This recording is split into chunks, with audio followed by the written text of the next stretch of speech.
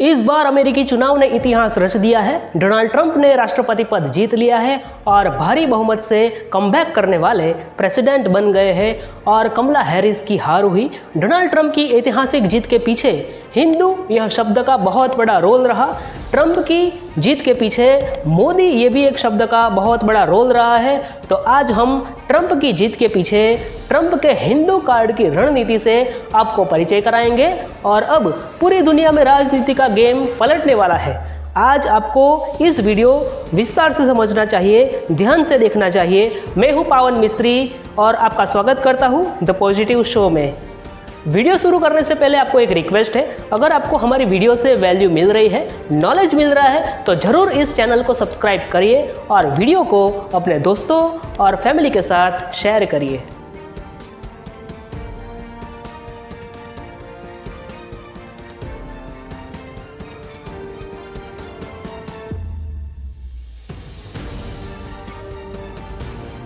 अमेरिकी चुनाव का असर दुनिया के कई सारे देश पर पड़ना तय है, क्योंकि आपको पता ही होगा कि अमेरिका दुनिया की सबसे बड़ी अर्थव्यवस्था है।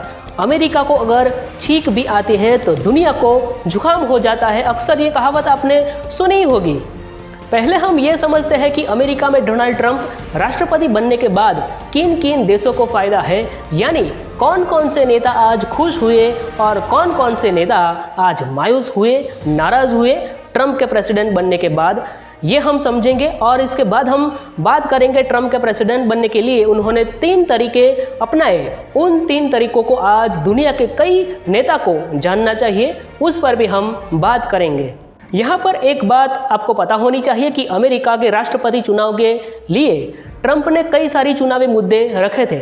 उनमें से एक मुद्दा था ट्रंप का हिंदू कार्ड। ये शब्द आपने सुना ही होगा, पिछले कुछ दिनों में इनकी चर्चा बहुत हो रही है। डोनाल्ड ट्रंप ने अपने चुनावी प्रचारों में हिंदू की रक्षा और मोदी ये शब्द बहुत बार प्रयोग किया था और आज वो प्रेसिडेंट बन गए हैं। तो सोचिए कि कैसे ट्रंप ने सुप्रीम पावर बनने के लिए कई बड़े बड़े नेता और उद्योगपतियों को अपने चुनावी नारे में जोड़ दिया और आज वो अमेरिका के प्रेसिडेंट बन गए हैं। Let me begin by expressing my profound gratitude to an exceptional leader, a great champion of India, a man who works night and day for his country, and a man I am proud to call my true friend, Prime Minister Modi. आपने भारत में कई सारे cards देखे होंगे, Aadhaar card, voter card, ration card, लेकिन पहली बार America के president के चुनाव में हिंदू कार्ड खेला जा रहा है। डोनाल्ड ट्रंप ने अमेरिका में हिंदुओं के खिलाफ हिंसा के मुद्दे पर एक बहुत बड़ा बयान दिया है।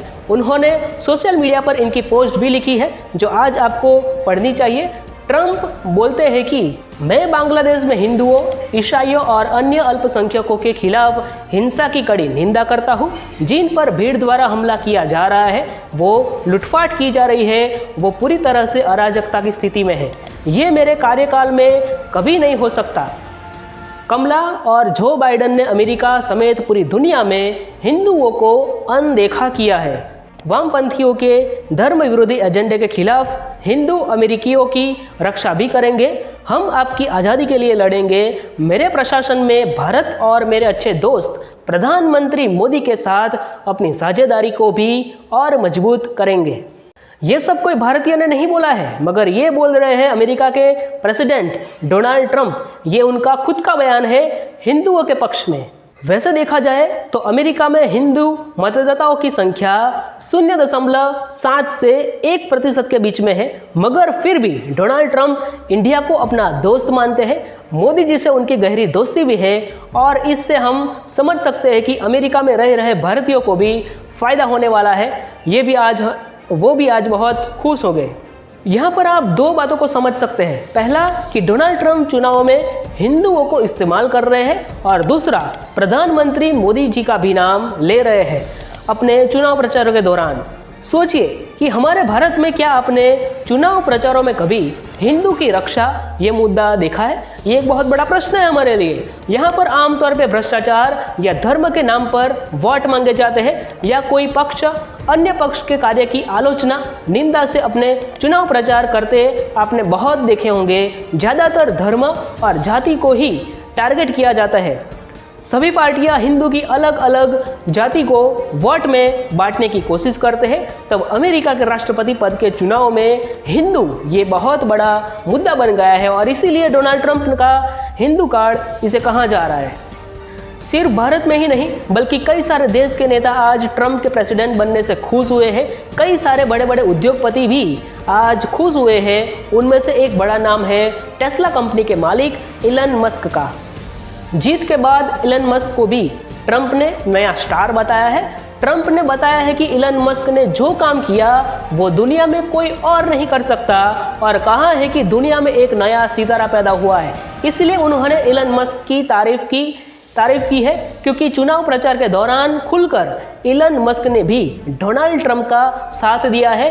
उसके साथ मंच पर आए और वोटर्स को, दुनिया को अपील की कि डोनाल्ड को ही जिताना है। देखिए कि कैसे दुनिया के सबसे बड़े उद्योगपति भी ट्रंप के साथ आकर के खड़े हो गए और जीत के जश्न में डोनाल्ड ट्रंप ने अपने भाषण में भी इलन मस्क की भरपूर तारीफ की है।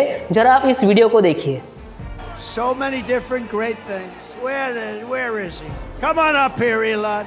He created the first major American car company in generations, and his rocket company is the only reason we can now send American astronauts into space. Come here. Take over, Elon. Yes, take over. तो अब पूरी दुनिया Donald Trump और Elon Musk की गहरी दोस्ती को देख रही है। दूसरी तरफ शेयर मार्केट में लाखों करोड़ों रुपए का मुनाफा दिख रहा है और सिर्फ डोनाल्ड ट्रंप की एक तारीफ ने एलन मस्क की कंपनी टेस्ला के शेयर की कीमत 21,200 से 24,313 पर पहुंचा दिया है। और आप इससे समझ सकते हैं कि कि कभी-कभी राजनीति में तारीफ का मूल्य इतना अधिक हो सकता है। डोनाल्ड ट्रंप को चुनाव प्रचार के दौरान कंफ्यूजन बिल्कुल ही नहीं था।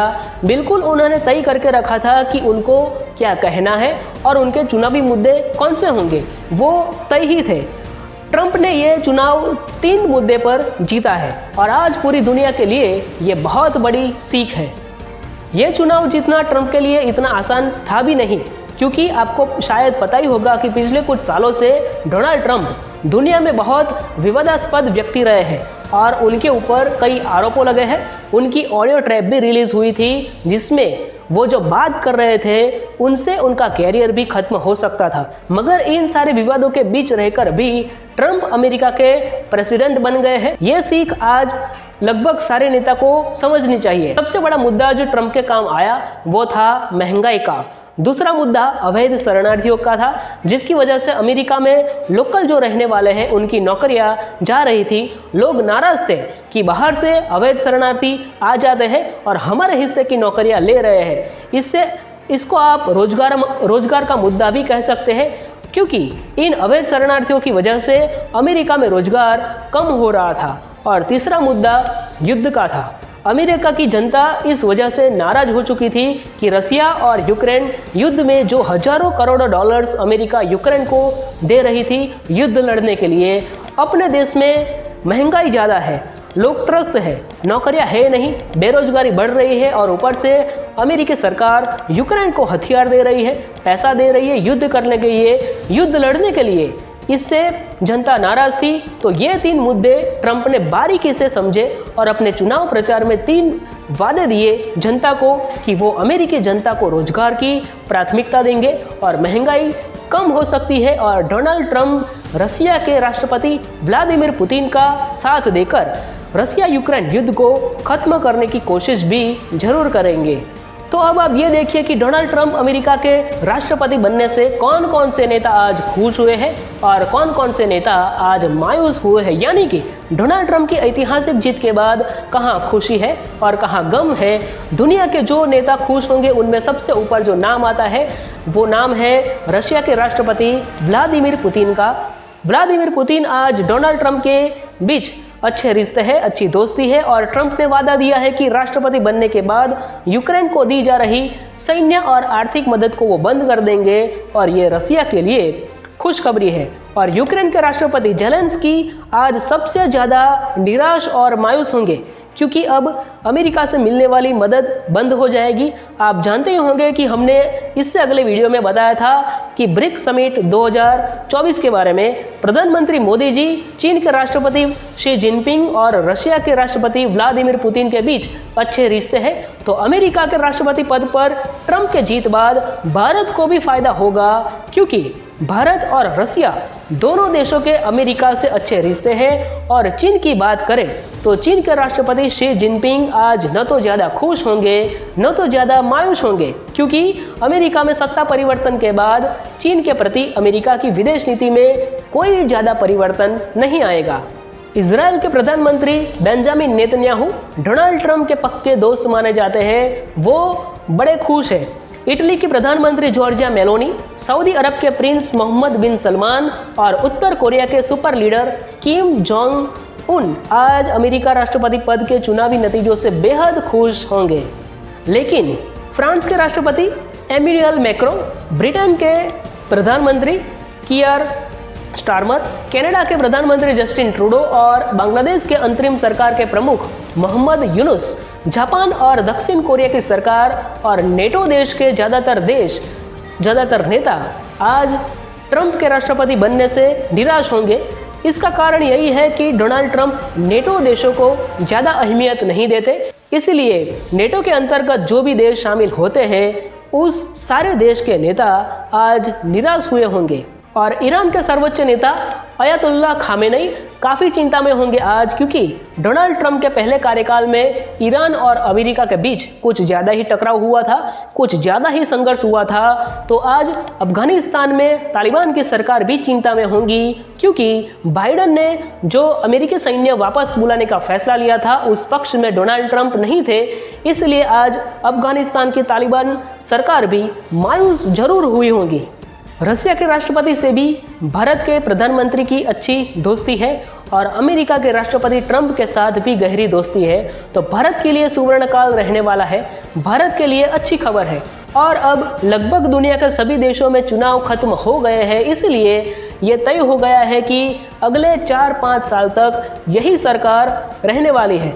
यानी कि भारत के प्रधानमंत्री मोदी जी, अमेरिका के राष्ट्रपति डोनाल्ड ट्रंप, चीन के राष्ट्रपति शी जिनपिंग और रशिया के राष्ट्रपति व्लादिमीर पुतिन, ये सारे सबसे बड़े जो लीडर्स हैं वो अगले 4-5 साल के लिए स्थायी है। और आपको पता ही होगा कि इन सारे बड़े लीडर्स के अभी अपने जो नाम बताए सारे नेताओं के बीच अच्छे रिश्ते हैं, अच्छी दोस्ती है। तो इसीलिए भारत का इससे फायदा जरूर हो सकता है।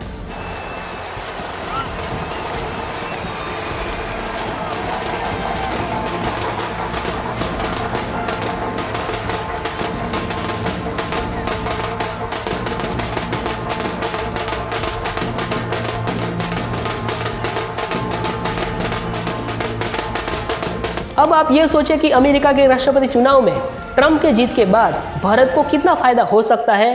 प्रधानमंत्री मोदी जी अपने कार्यकाल में अब तक अमेरिका के 3 प्रेसिडेंट के साथ काम कर चुके हैं। पहले बराक ओबामा थे, दूसरे डोनाल्ड ट्रंप ही थे और तीसरे जो बाइडन थे। अब जो बाइडन एग्जिट हो चुके हैं और ट्रंप ने वापसी कर ली है और ट्रंप मोदी जी के अच्छे दोस्त बताते हैं। तो आज प्रधानमंत्री मोदी ने भी ट्रंप की जीत के बाद कुछ बयान दिए हैं जो आज आपको पढ़ने चाहिए। मोदी जी ने कहा है कि मेरे मित्र डोनाल्ड ट्रंप को हार्दिक बधाई। आपके ऐतिहासिक चुनावी जीत पर जैसा ही आप अपने पिछले कार्यकाल की सफलताओं को आगे बढ़ाएंगे, मैं भारत अमेरिका व्यापक वैश्विक और रणनीतिक साझेदारी को और मजबूत करने के लिए हमारे सहयोग को फिर शुरू करने के लिए उत्सुक हूँ। आइए मिलकर अपने लोगों की भलाई के लिए और वैश्विक शांति, स्थिरता एवं समृद्धि को बढ़ावा देने के लिए काम करें। तो आज हमने अमेरिका के प्रेसिडेंट डोनाल्ड ट्रंप की बात की और उसके जीत के पीछे उन्होंने जो रणनीति अपनाई उसके बारे में भी बात की और ट्रंप की मोदी जी से कितनी अच्छी दोस्ती है, गहरी दोस्ती है, उस पर भी हमने आज बात की। और डोनाल्ड ट्रंप की संघर्ष की कहानी भी हमने थोड़ी बहुत सुनी कि उसके पहले यानी कि इसके जीत के पहले डोनाल्ड ट्रंप के साथ कैसे कैसे संघर्ष हुआ था, वो भी आज हमने समझा। मगर वो संघर्ष में टिके रहने के बाद भी आज वो अमेरिका का प्रेसिडेंट बन गए हैं, वो सुपर लीडर, सुपर पावर बन गए हैं इस दुनिया के। तो अब हमारी बात होगी अगले वीडियो में। तब तक के लिए आप खुश रहिए, स्वस्थ रहिए। मिलते हैं अगले वीडियो में। अगले वीडियो में हमारी मुलाकात होगी। धन्यवाद।